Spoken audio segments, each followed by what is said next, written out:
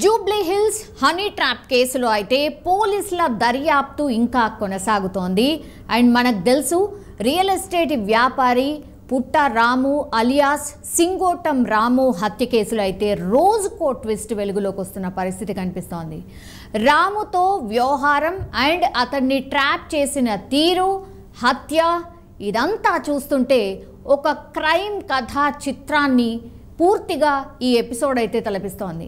ఎందుకు చెప్తున్నాను ఈ మాట అంటే, తల్లి కూతుళ్ళు ఇద్దరు కూడా రౌడీ షీటర్లు ప్రియుడితో కలిసి రామును పూర్తిగా హతమార్చిన పరిస్థితి ప్రస్తుతం అయితే వెలుగులోకి వస్తోంది.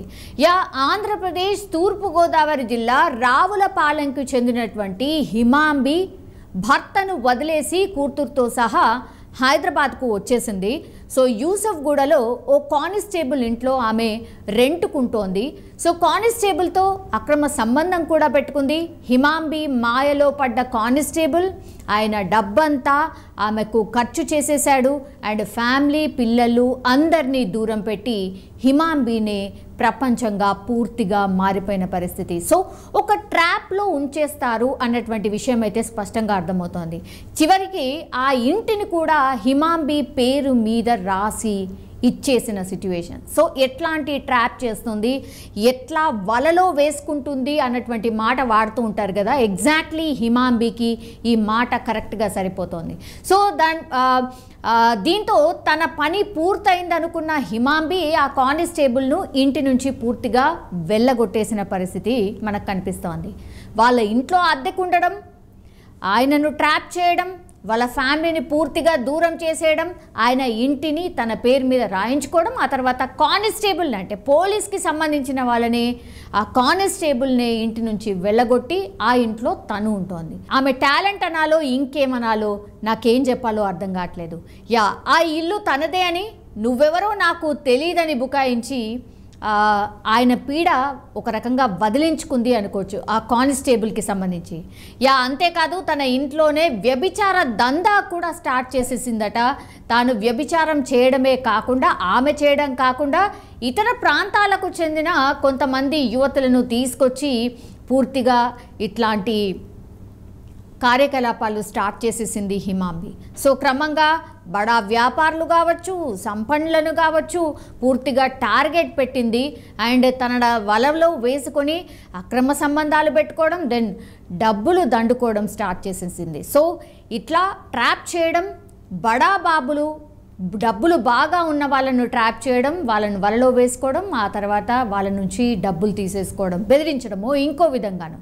సో కూతురు కూడా ఆమెలాగానే, అంటే కూతురు కూడా ఇప్పుడు ఆల్మోస్ట్ తన తర్వాత నెక్స్ట్ ఇంకెవరు కొనసాగిస్తారు అనగానే కూతురునే ఈ ట్రాప్లో కూడా దించేసింది. సో కూతురును కూడా బలవంతంగా ఈ వ్యభిచార వృత్తిలోకి నెట్టేసింది. అండ్ వేలు లక్షలు దాటి కోట్ల రూపాయల ఆస్తి కూడబెట్టింది హిమాంబి అంటేనే అర్థం చేసుకోవచ్చు. ఇప్పటి వరకు ఆ లిస్ట్లో మరి ఎంతమంది ఉన్నారు, ఎంతమంది దగ్గర డబ్బులు వసూలు చేసింది, ఎంతమందిని ఇట్లా బడా బాబుల్ని టార్గెట్ చేసింది అనేది అర్థం చేసుకోవచ్చు.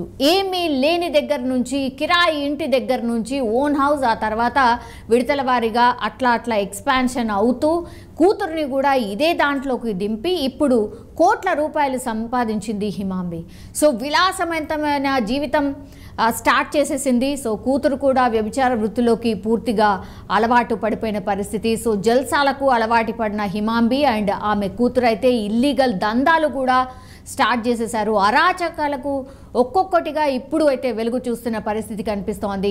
ఇదివరకే వీళ్ళ మీద పలు స్టేషన్స్లో అంటే తల్లి కావచ్చు అండ్ తల్లి హిమాంబి అండ్ వాళ్ళ కూతురు మీద అయితే కొన్ని కేసెస్ కూడా ఉన్నాయి. ఎస్పెషల్లీ తల్లి హిమాంబిపై అయితే 5 కేసులు నమోదయ్యాయి. 2017, 2018లో 2 అమ్మాయిలతో వ్యభిచారం చేయిస్తూ రెడ్ హ్యాండెడ్గా పట్టుబడింది హిమాంబి. 2017లో విష్ణుకాంత్ అనే వ్యక్తిని బ్లాక్మెయిల్ చేసి ఆయన దగ్గర నుంచి 3 లక్షలు తీసుకున్నట్టుగా ఆమెపై ఆరోపణలు ఉన్నాయి. అండ్ కేసు కూడా నమోదైన పరిస్థితి. అంతేకాకుండా 2020లోనూ జూబ్లీ హిల్స్ వెంకటగిరిలో వ్యభిచారం కేసులో హిమాంబీని అరెస్ట్ కూడా చేశారు పోలీసులు. ఐ డోంట్ నో అరెస్ట్ చేసిన తర్వాత వీళ్ళని ఎందుకు వదులుతారో, ఇట్లాంటి పరిస్థితి ఎందుకు తెచ్చుకుంటారో నిజంగా అర్థం కాదు. దెన్ 2019లో కూతురు నజీమాను కూడా కిడ్నాప్ చేశారని రాజు అనే వ్యక్తిపై తప్పుడు కేసు కూడా పెట్టింది. అండ్ పోలీసుల దృష్టికి కూడా ఈ విషయం వెళ్ళింది. సో కూతురుతో పాటు ఇతర అమ్మాయిలతో కూడా హిమాంబి వ్యభిచారం చేయిస్తున్నట్టయితే పోలీసులు తేల్చిన పరిస్థితి. సో ఇద్దరు కలిసి బడా బాబులను హనీ ట్రాప్ చేయడం, ఉన్నదంతా ఊడ్చేయడం, ఏదో ఒకటి చేసి దూరం పెట్టడం అలవాటుగా చేసుకున్నారు, ఆర్ ఇదే దందాగా మార్చుకున్నారని కూడా చెప్పొచ్చు. ఇదే క్రమంలో హిమాంబికి పరిచయం అయ్యాడు సింగోటం రామన్న అలియాస్ పుట్టారాము. నాగర్ కర్నూలు జిల్లా కొల్లాపూర్ మండలం సింగోటంకు చెందిన రాము హైదరాబాద్లో రియల్ ఎస్టేట్ అండ్ ఇతర వ్యాపారాలతో చాలా కోట్ల రూపాయలు ఆయన సంపాదించిన పరిస్థితి. దీనికి తోడు సిటీ శివార్లో కూడా అడ్డాగా ఆయన జువ్వా కూడా ఆడేవాడట. సో జువ్వా ఆటతో రెట్టింపు డబ్బు సంపాదించేశాడు. సో దాదాపు 100 కోట్ల రూపాయలకు పైనే సంపాదించాడు రాము. అండ్ హిమాంబికి పరిచయం అయ్యాడు అక్కడే.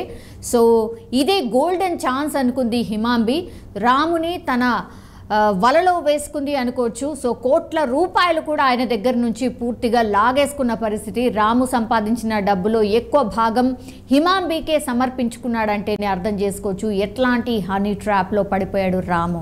సో సింగోటం రాము జువ్వా ఆడే క్రమంలో మణికంఠ అండ్ వినోద్ పరిచయం అయ్యారు. అక్కడే గ్యాంగులుగా ఏర్పడి పలు ప్రాంతాలకు వెళ్తూ జువ్వా ఆడేవాళ్ళు.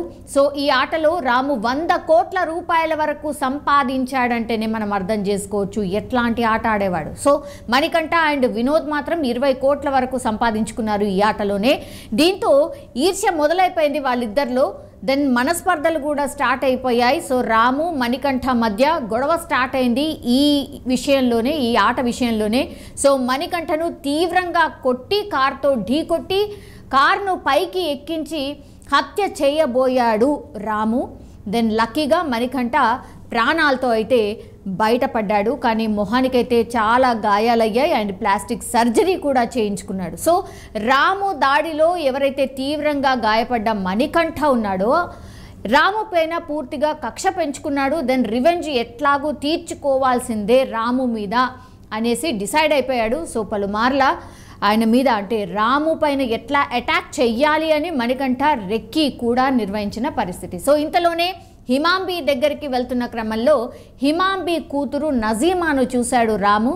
సో ఆమెను కూడా అంటే ఆల్రెడీ ఈ దాంట్లోనే ఉన్నారు కాబట్టి రాము కూడా వీళ్ళ ట్రాప్లో పడిపోయాడు. ఆమె తనకు కావాలని హిమాంబిని అడిగాడట రాము. సో తన కూతురు అలాంటిది కాదని అడ్డు చెప్పిందట హిమాంబి కూడా.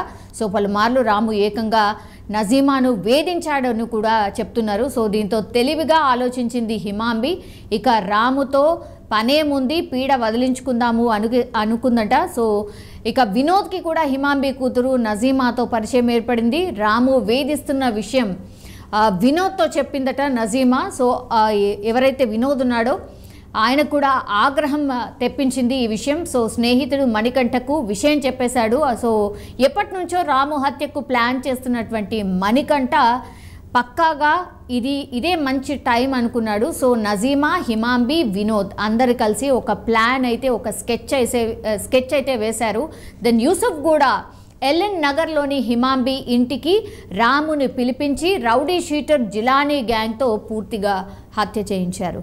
సో రాము బామ్మర్దికి వీడియో కాల్ చేసి డెడ్ బాడీని తీసుకువెళ్ళమని చెప్పారు కూడా. మణికంఠ, వినోద్ మరికొందరు కలిసి రామ్రెడ్డి నగర్లోని బార్ వద్ద టపాకాయలు కాలుస్తూ సంబరాలు చేసుకున్నారు ఆ టైంలో. సో పూర్తిగా ఈ ఎపిసోడ్ అంతా అబ్జర్వ్ చేసినటువంటి పోలీసులు దర్యాప్తు చేశారు. దర్యాప్తు చేసిన తర్వాత ఇవన్నీ సంచలన విషయాలు ఈ ఎపిసోడ్ అంతా బయటకు వచ్చింది. సో కేసు నమోదైతే చేసుకున్నారు పోలీసులు. అండ్ రాము హత్యతో ప్రమేయం ఉన్నటువంటి మణికంఠ, వినోద్, మహమ్మద్ ఖైసర్, కావలి శివకుమార్ అలియాస్ బండ శివ అండ్ కప్పల నిఖిల్తో పాటుగా హత్యకు ఎవరైతే ప్రోత్సహించారో అంటే నజీమా కావచ్చు, ఆమె తల్లి హిమాంబి కావచ్చు అలియాస్ హసీనాలను అయితే పూర్తిగా అరెస్ట్ చేసి వాళ్ళని రిమాండ్కి అయితే తరలించారు పోలీసులు. కానీ కేసు ఇంకా దర్యాప్తులో కొనసాగుతోంది.